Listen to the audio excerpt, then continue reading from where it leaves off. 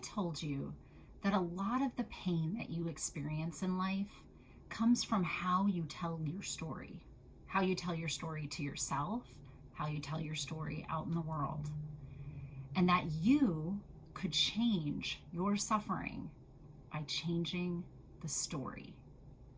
Hi, I'm Dr. Natalie Marr. I'm a clinical psychologist and a life transition expert. And at Learn to Love Your Story, it is my passion to help women in midlife understand how important how they frame their life story to themselves and to others is bumping up against this life transition and creating suffering for them. I know there are 5 basic steps that help the brain re-network neural pathways and relook at the world completely.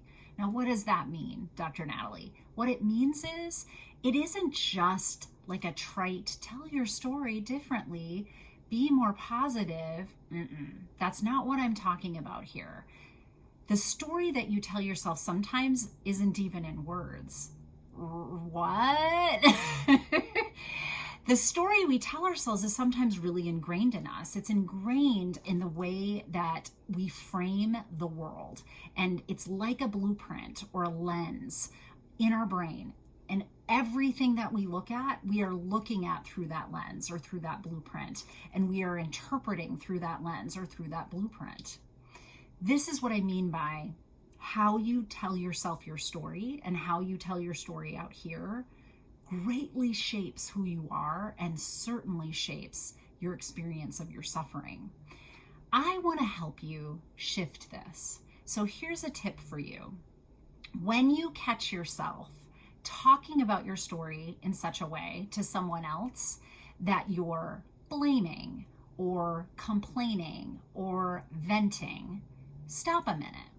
It's okay to have those feelings. Believe me, we all have those feelings. But stop a minute and ask yourself this question. Who is responsible for my pain in the way that I'm describing it here? Who is responsible for why I'm venting? Who is responsible? Obviously, when you're blaming, there's a person out there that you think is responsible. Here's a little secret for you. The only person responsible for your perceived suffering and experience of whatever has happened to you is you. Now, the good news is that means you can shift it. And the not so good news is you're creating and participating in your own suffering in the way that you're framing your life, in the way that you're telling your story.